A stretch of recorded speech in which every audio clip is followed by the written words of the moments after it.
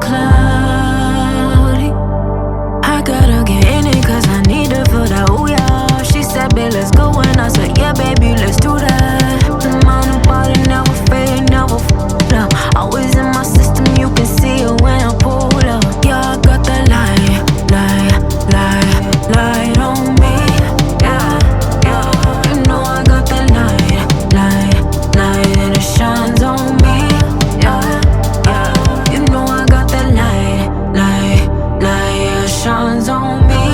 Yeah, yeah. You know I got that light, and it shines on me. Yo, what's up, little babies? Welcome back to another episode of Living Rent Free. She's so random. I'm your host, Aysia BerLynn, and this is the amazing Tay with the T. Let's go. And today we're going to be talking about gratitude.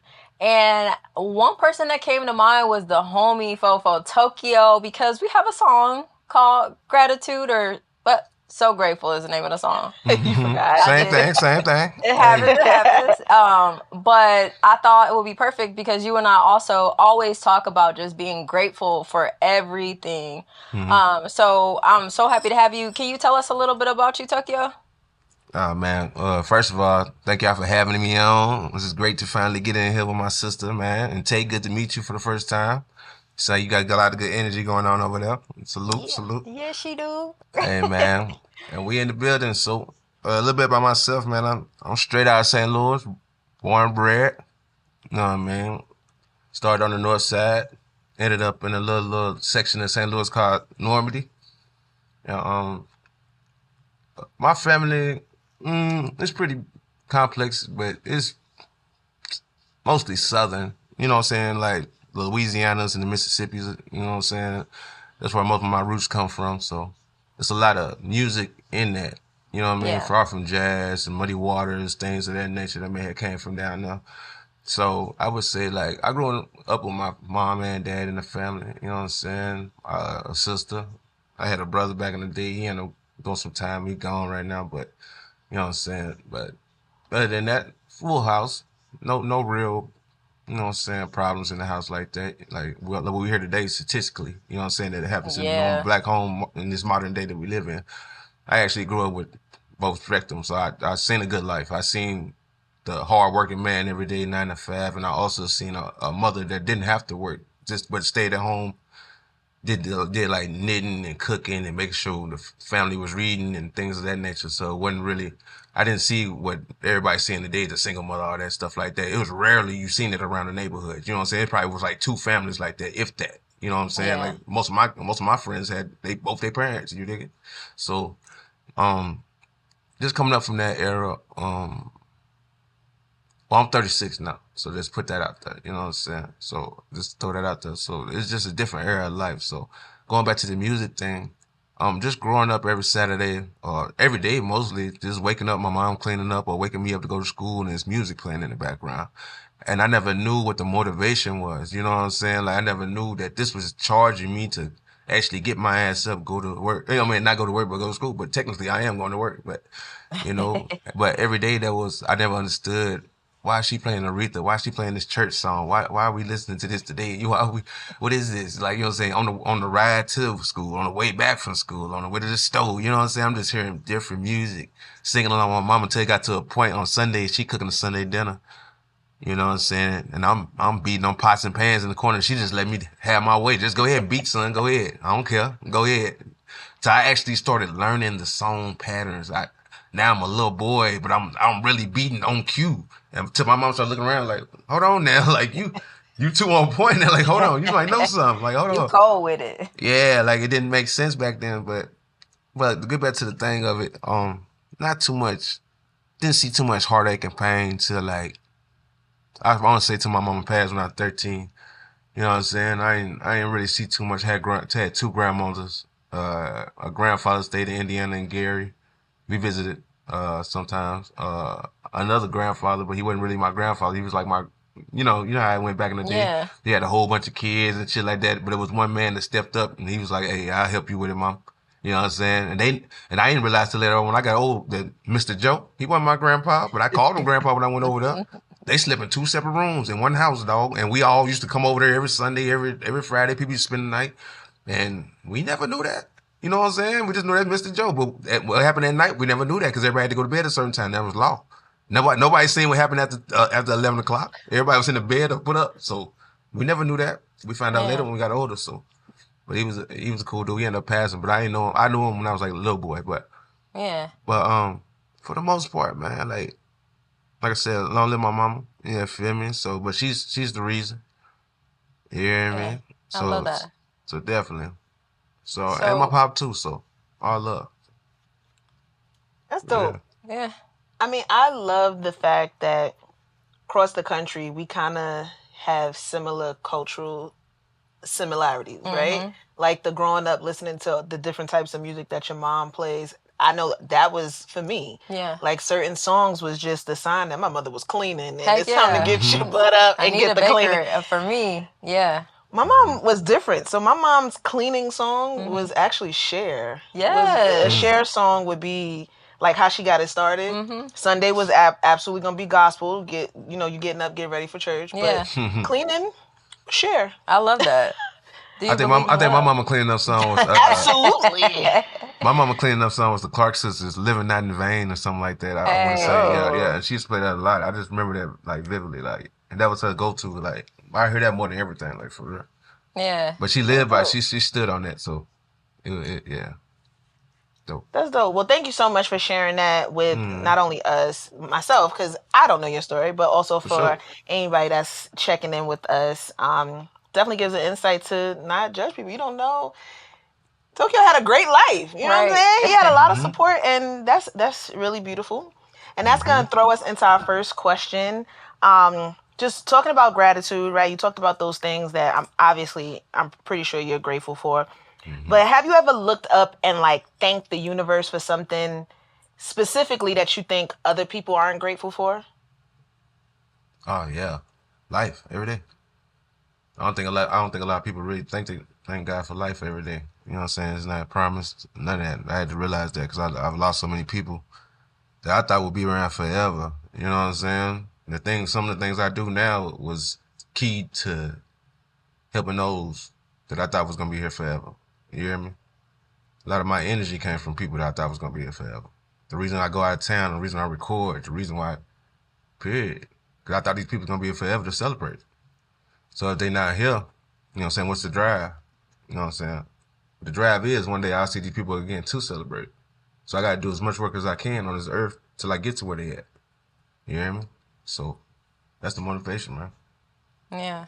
That's it. And that's the biggest thing I can say. Like, people don't really look at that part. First off, be thankful you woke up. I thank God. My eyes open up, I'm thanking God. First thing. And then I'm thanking God for the people in my life that's around me. I hope, if I don't talk to them today, I hope they woke up. I hope they got a sound mind and, you know, kids are right and everybody cool. And they continue to own the day and be blessed till they go to sleep and do the same the next day. You hear me? That's real. That's So what would you say, Tok, is your like your definition of gratitude? Selflessness, showing discernment, empathy, sympathy, giving life, giving energy, overlooking yours and giving unto others. Not giving so much to others, but just knowing when to give enough. Listening, all that. It's wrapped up in one, for sure. That's real. So, I guess for me, when I think about gratitude, like a lot of people are like, "Oh, I'm thankful," like, but it's more to it from what you said. Like, it's more to gratitude than just like the act of being thankful. Yeah. Like you and I had this conversation earlier about just other ways of showing gratitude, and like people don't realize that by giving people their flowers is a way of showing them, like just speaking life into them. Sometimes just saying, you know, the things that you're doing, like, I appreciate your music. That's me being grateful for the energy that you put out. You know, and so like there's different ways, and a lot of people don't see that. Like you said, just being empathetic for people and sympathetic to what they're going through, and you know, being grateful that what they're going through, that they're striving through it, and maybe you learn a lesson from what they're going through. That part, and grateful for it, like the gratitude, and everything. Grateful for a lesson. I get you. Yeah, I definitely feel that. Self-fulfilling, man. But you gotta be able to receive it too, and know somebody's not being malicious or they're not trying to shit on you or no shit like that. It's like I'm generally, this is how I move. I want you to reciprocate that, and hopefully you take that as a lesson and keep the recycling going. You know what I mean? So Yeah. that's what it really is. So, Tokyo, can you remember a time where you expressing gratitude to someone outwardly might have changed your perspective or like your day or just like how you saw things? I know we get them deep questions. You don't know what we're gonna ask. And look, No, I mean, I try to move like that every day. So I do some. I probably do 3 or 4 things a day just on my day to day. Just going to the gas station. You know what I'm saying? I might, you know what I'm saying? Just from opening the door for not just any. You know what I'm saying? Just not anybody in need of a door opening. Just open the door for anybody. I do that for a kid. I do that for an older lady, a younger lady. It don't matter how old you is or what your condition is. I'm gonna open the door. I'm not looking for nothing though. That's the thing that people have to understand. Don't look for it. Understand your blessing gonna come from somewhere else that you least expect it. It ain't gonna come from you doing that certain situation, but it is gonna be a blessing to come from that you continue to do certain things. You hear me? So I had to learn that also. Like you can't look from a blessing from this certain situation. Just know that you keep doing right and things of this nature. If you keep doing those things will bless you in the long run. So I had to learn that. So it's not, I really can't pinpoint a certain crazy. I don't know. but that's a more beautiful, like, what am I trying to say? I feel like that's a beautiful piece of life because you're this person all the time. It's not just this act of gratitude or today I woke up grateful. Like every day I'm grateful and that's why I'm here and that's why I prosper and that's where the blessings come from. So I get that. Yeah, definitely. I like you said, it's not a lot of people that practice gratitude all the time. I know it's important. And that actually kind of led into one of the questions that I had, which was like, how does he incorporate gratitude into just his daily life? But he says it by just showing it, receiving it on a daily basis. Just something as simple as strangers that he comes across, and just showing just that gratitude in person, that you're another human being that's here. That's real. And I love that. Sure. Yeah. Like I know cats that sit up at the gas station. They may be hustling. They may be it may be some cats down and out, and they just be sitting outside the gas station. If I exuberate the same shit that you see every day, no matter what kind of car I'm in, if I got my chains on, like I got some nice clothes, if I come up there bummy, I still exuberate the same energy every day, and I want them to see that. That's why I don't make myself a target. I live in St. Louis. Like, sis know that. Like, you from New York, so you understand how your dynamic or where you stay is. I understand how my dynamic is, so I don't move the same way every day, except in the same energy. I may not have the same clothes on every day. I may not have none of this on. I may not have no glasses on one day. I might be just low key, but I move the same energy every day, so everybody know I'm on the same accord every day, partner. No matter how you feel about me, if you love me or hate me, I know you're gonna be up here. You gonna know you might bump into me up here. I live over here. You live somewhere around here. We gotta correlate. We gotta live together at the same time. No matter how you feel, you hear me? So I'm always gonna give out the same energy, whoever. And I want y'all, if y'all just sitting in the car, y'all sitting on the corner by the dumpster. When you see me and how I'm moving, you know it ain't gonna never switch. Like there's some cats out there right now. Them niggas see me move the same way every day. I come with the same drink, same packs of blunts. Same backwoods. I'm not switching code, bro. I'm not switching code. This is really me. Like, however you feel about it, like, but don't mess with me, bro. And I don't come with no energy like I'm all brolic and shit. I come with the energy like, hey, I'm too peaceful to be fucked with. I think people are more scared of peace than somebody actually frowned up. Real. You feel me? They were like, damn, he too calm. He too comfortable coming in here. And we all out here sitting out here doing what we doing. That nigga, nah, he got a trick up his sleeve, and there ain't no gun. It's God. So as long as you know that. Oh, I like that. I'm straight. Yeah. I'm straight. I mean, he is. We'll get to it. I was gonna say he is like one of the best writers I know, so he got them bars and all that. But we're gonna get to that towards the end. Okay, so would you say that gratitude has some type of impact on like your mental and physical health? Yeah. And like, wow. Well, it can. Yeah, it can. It can. It can, cause I wasn't always like this until when I got locked up in, I want to say 2013, 12. I did 2 years. And And from that stint, what I learned, because when I went in, I was popping pills before I went in, getting high, just with the wrong crowd, just doing too much out here. You know what I mean? Just falling victim of, you know what I'm saying, statistics in the streets and shit, and you know how it go. We here, Yeah. you know where you're from. So, once I went in and did the first year, I went in there with a mask on. Like, I can't let these niggas fuck with me. I don't know how this shit go. I never been here, so I gotta be, you know. After that year, then that second year came. It was like it was easier because now I'm in there. I know how everything worked, but I didn't have to be. Now I'm calming down. Now I'm meeting OG niggas that's putting their arm around like, hey, bro, you straight. Ain't nobody on no weird shit, no woo. You a straight nigga. Like, we know you solid. Like, you gotta worry about shit. Like, you straight. And that made my time so quick. I got up out of that. I came through the halfway house. I met a lot of brothers through there, and I just learned the different dynamics of cats. Because it's really a mind thing. And this is where we're getting back to gratitude. My grandma, when I first got to the halfway house, my grandma had died a week before I got there. I'm coming home from Bonte. My grandma died a week before I got there. I got the message from my old dude. He called me, told me everything. So I'm like, damn, when the funeral? So what's you know? He said, probably gonna be like a week. I'm like, well, I'm coming home. I should be at the halfway house. I'm trying to get a message to the sergeant before I get there, try to get out and things like that nature. Just because I know once you get there, you can't make no moves. Even though halfway house let you get out for 4 to 8 hours, depending on how your schedule go. It's a thing called rec where they let you out for 4 hours just to go out and get some air, or you can go out and go to your family, see your kids, but it's only 4 hours. You got 4 hours, but you gotta stay clean the whole 4 hours because they're gonna check you once you get your ass back.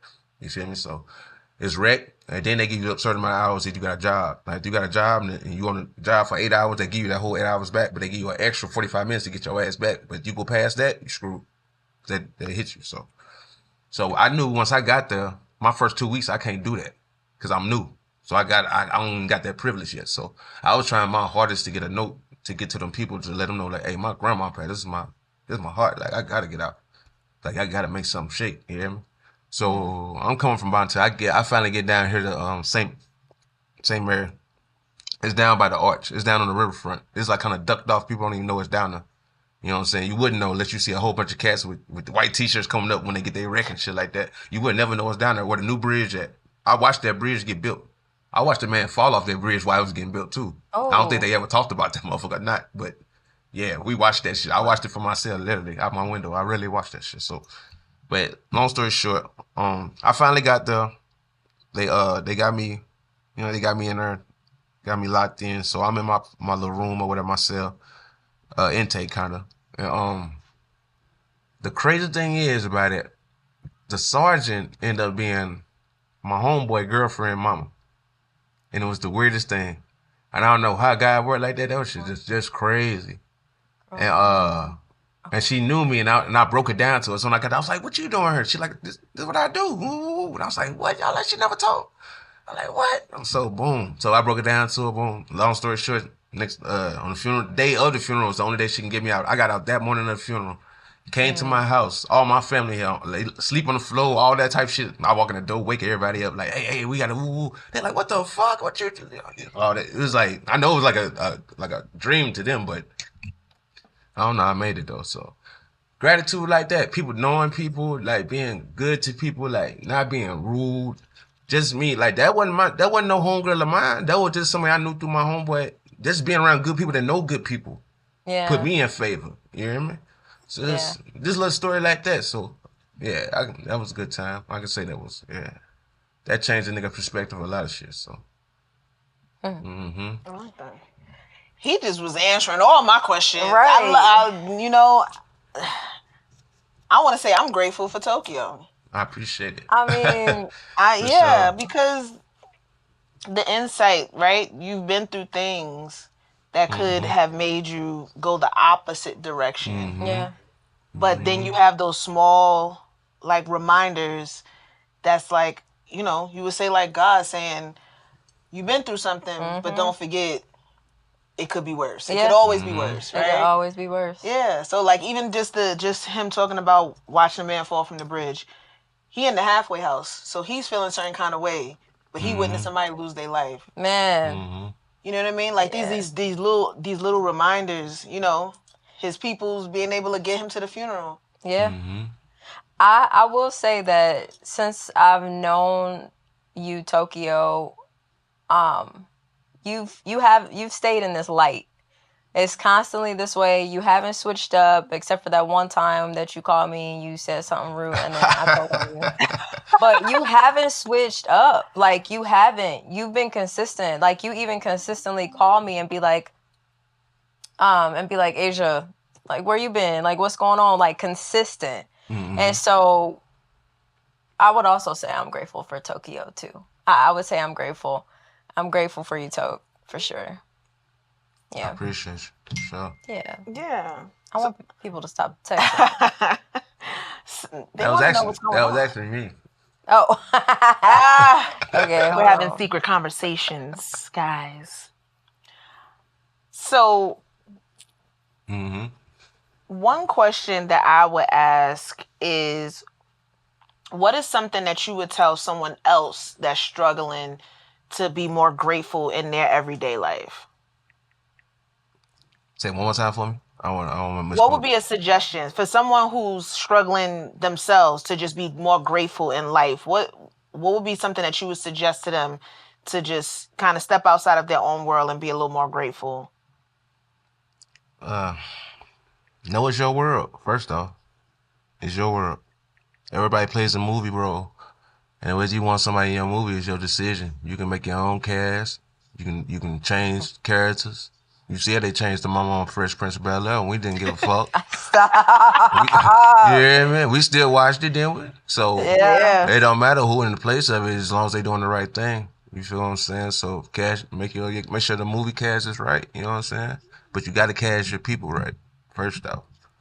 And just move in the way that you want to. Like, I reverted back to watching cartoons, which put me back into a place that was always somber to me, always a good moment. You know what I'm saying? I remember laying in the grass as a kid, not playing with nobody. My sister has mental health issues, so she never was outside playing with me. It was always me. I used to be outside. You know what I'm saying? I'd lay in the grass and just look at the sky and the clouds go by. Not knowing, I don't know what I was thinking about. Just always artsy in the head, just everywhere, you know what I mean?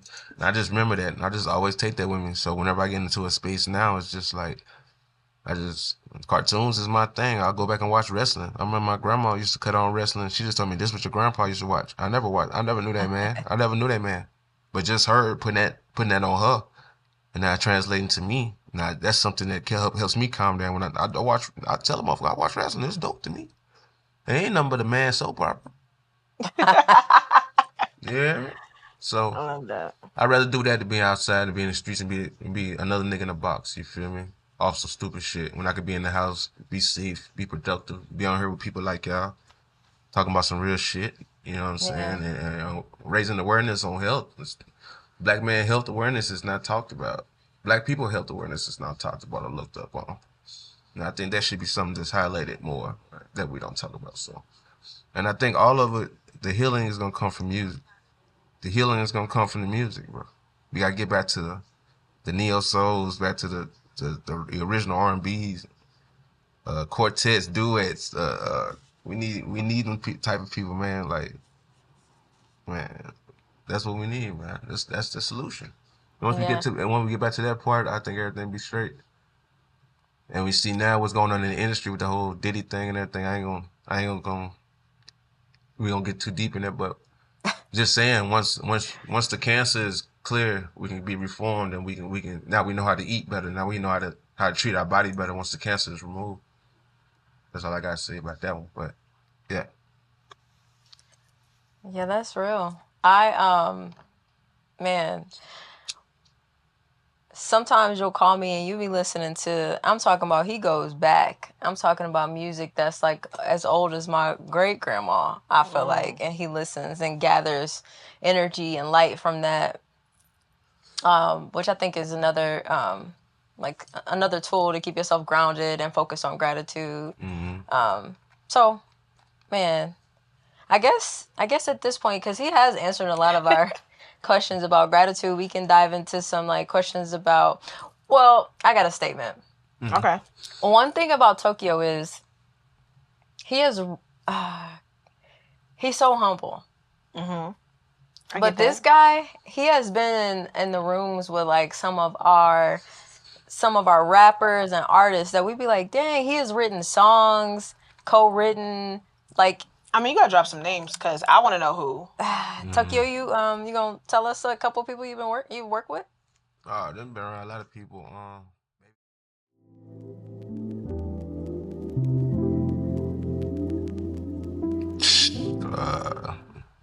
Who else?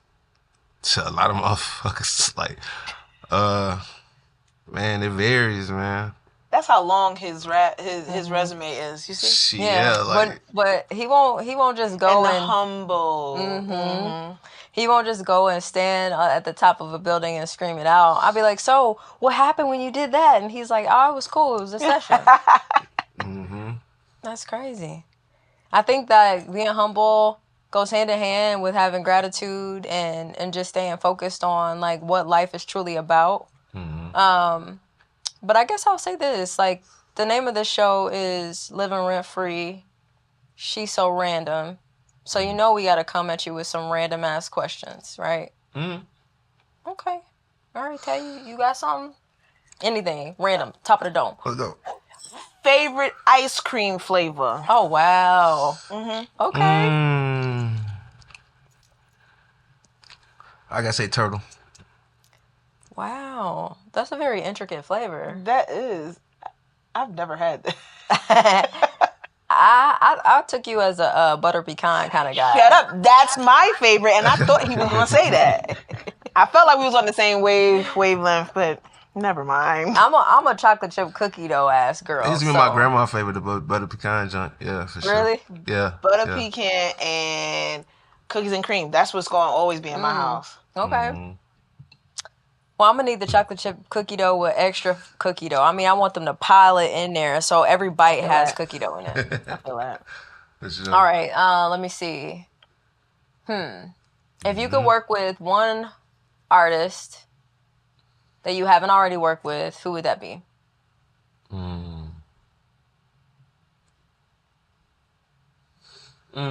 Stumped him. Andre 3000 for sure. Oh, listen. I don't care. I don't care if he play the flute. I was just about to say, which one? Whatever you want to do. Whatever you want to do. Okay. Okay. All right, so Andre, somebody from Andre's team. I mean, yeah, yeah, man. So they heard it here first. Team Andre, number one. Okay. That's top fine. 10. Number one, top 5, top 10, top 3. I don't care. Number one. There ain't no arguing nigga up and down about it. I mean, I've gotten full off of this conversation with Tokyo. I would agree. I would have to agree. I know. Yeah. So Tok, what you got coming up? Like, what are you involved in? What you doing? Like, are you working on any music? Are you working on any other projects and creativity? I mean, every day. I'm working on my page currently. Hashtag Soulcast. That's actually the name of the show, but the Hashtag TV is actually the name of the YouTube page. So I'm working on that right now. Okay. It's just putting insight back on the culture, like we just talked about, just bringing music back to the culture, showing people where current songs come from, what's the inspiration, just things people don't know about their culture. You know what I'm saying? Where this thing come from, you know what I mean, and where it went wrong at too, also, and where we could have stopped it at. All that. Yeah. I just want to raise awareness of that. Yeah, just have fun for the most part. And I'm gonna also have a co-show to that that's also about sports and getting into the culture of sports, also a black sports and black culture on that too. So yeah, I'm gonna have fun with that. And also I've been on the show. This Might Be Risky. It's hosted by a DJ named DJ Hound. You can catch me on that joint. I'll be on there off and on. On Fridays we do like a music thing where I kind of co-host and he DJs, and we just spin. Since him being a real DJ, it helps with the whole mood. So people actually look forward to waking up on Friday morning, 11 o'clock, and they looking forward. They exercise and they getting ready. They geared up. They know they got something. Hey, I'm about to go join it with my virtual cousins, and we about to work out and dance and drinking, whatever you do on a Friday, however you feeling. I don't care if you're at work. I usually be saying like, fuck your job Fridays. That's what I call it. You know what I'm saying? I don't care if you at work or wherever you at. Just have fun. Yeah. You know what I'm saying? Take a chance to get fired. Fuck it. We need to live a little bit more. People not living right now. That's you know what real. I'm saying? So. Well, we gotta check that out, Tay. We do. Yeah. We definitely do. One other question, Tokyo. What is your Instagram? So for anybody that wants to follow you, I don't want to say it wrong, so I'm gonna look directly at it. Oh, listen, I'll get it wrong. Hold on. I won't say it wrong. That's why I've. All right. Oh yeah, Hashtag TV, same one. Hey. Or you can look up. Or you can look at Fofo Tokyo. F.O.E. T.O. Oh, that's how it's spelled. Oh, T.O.K.Y.O. Yeah, I forgot how to spell his own I'm half name. black. There's some good shit right here. Yeah, well, but that's it. Look me up, man. I'm gonna be putting a lot of content on there. Trying to put more shorts on there more than anything else. Just keep the word to raise awareness about everything going on with me and things like that. And Aysia, I want to thank you for opening me up to this platform and salute to everything you got going on also on your music journey and also this right here. This can become something big too. And Miss Tay, you know what I'm saying? Great co-hosting. I like how you bounce off this. You know what I'm saying? Great questions, great reactions, great everything. I think the decorum was good. Now, I appreciate y'all for having me. And I can come back anytime, you know what I'm saying? Just let me know. I'm open to it. Blessings to y'all, man. I hope everything goes great with this. And more shows to watch, more, you know what I'm saying, good outcomes, more energy to give out. And keep doing what y'all doing for the sisters, man. This is what they need to see for the younger sisters. Even the older ones, they need guidance too. So just make sure y'all keep doing what y'all doing and build off of this. Watch this back, be inspired, be uplifted, and keep showing gratitude. Let's go. I feel like I need to say amen. Amen. Yeah. Yes, ma'am. Amen. Amen. Well, on that note, we want to thank you, Tokyo, for joining us for another virtual conversation on Living Rent Free. She's so random. I am your girl, Tay with the T. This is my girl, Aysia BerLynn. She always forgets her name. I just want everybody to know that. She always forgets who she is. But that's okay, because I remember it's your girl, Tay with the T, Aysia BerLynn, and your boy, Tokyo. We hope that you will tune in for another episode of Living Rent Free. She's so random. And on that note, we out. Peace out.